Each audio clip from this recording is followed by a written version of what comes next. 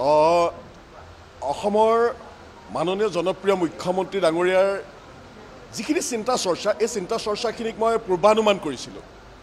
মই পবিত্ৰ বিধানসভাৰ মজিয়ালৈ আহি বৰ্তমান অসমৰ জনপ্ৰিয় মুখ্যমন্ত্ৰীগৰাকীয়ে অসমৰ প্ৰতিটো জাতি জনগোষ্ঠীক একত্ৰিত কৰি অসমক আগুৱাই লৈ যোৱাৰ ক্ষেত্ৰত ভাৰতবৰ্ষৰ 5খন উন্নত ৰাজ্যৰ ভিতৰত অসমক কেনেকৈ প্ৰতিষ্ঠা কৰিব লাগে তাৰ যিটো পৰিকাঠামো তেখেতে সৃষ্টি কৰিছিলে ইয়াৰ পূৰ্বানুমান মই 21তে ইয়াৰ পূৰ্বানুমান মই কৰিছিলোঁ আৰু মই বিশ্বাসী যে এইজন নেতাৰ নেতৃত্বতে অসমে এদিন আগুৱাই যাব।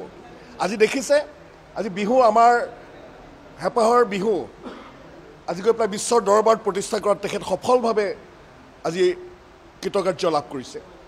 আজি বীৰ লাচিত বৰফুকনক তেখেতে আজি ৰাষ্ট্ৰীয় প্ৰেক্ষাপটলৈ আগুৱাই লৈ গৈছে।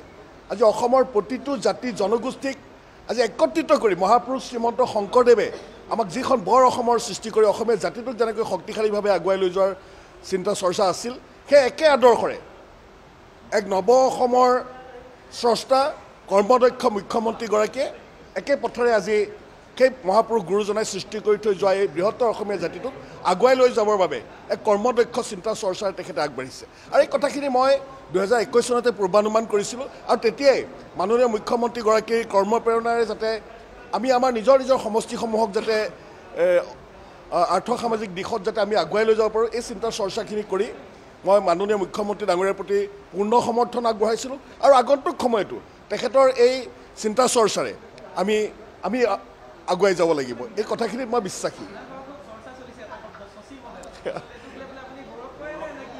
মই সৌভাগ্য অনুভৱ কৰোঁ কাৰণ মাননীয় মুখ্যমন্ত্ৰী ডাঙৰীয়াৰ চিন্তাৰ প্ৰসূত এনেকুৱা ধ্যান ধাৰণাৰে আৰু সেই সময়ত মোৰ সৌভাগ্য হৈছিলে আৰু এই যিটো ছিষ্টেম বা যিটো প্ৰক্ৰিয়া এই প্ৰক্ৰিয়াটোৰ মাজেৰে মোৰ আজি টীমটো ডাঙৰ হৈছে। আজি টীমটো ডাঙৰ হৈছে আৰু একদম সঠিক সিদ্ধান্ত আজি বসন্ত দাই যিটো কৰিছে কমলাক্ষ ডাঙৰীয়াই যিটো কৰিছে আৰু মই আশা কৰিছোঁ আৰু আমাৰ 2-4জন আৰু তেনেকুৱা সতীৰ্থ আমাৰ বাঢ়িব আমাৰ টীমটো আৰু ডাঙৰ হ'ব। আৰু এটা কথা আমি মুখ্যমন্ত্ৰীগৰাকীয়ে আজি প্ৰত্যেকটো ক্ষেত্ৰত অসমক আগুৱাই লৈ যোৱাৰ ক্ষেত্ৰত যিটো চিন্তা চৰ্চা কৰিছে কেৱল বিৰোধৰ নামত বিৰোধ কৰি থাকিলে নহ'ব। আজি তেখেতক আমি কৰ্মপ্ৰেৰণা যোগাব লাগিব আৰু যাতে আগুৱাই লৈ আমাৰ ৰাজ্যখনক যাতে সামগ্ৰিক আৰ্থসামাজিক ক্ষেত্ৰখনত যাতে তেখেতে আৰু উৎসাহ যোগাই তেখেতে যাতে উৎসাহজনকভাৱে যে আগুৱাই লৈ যাব পাৰে।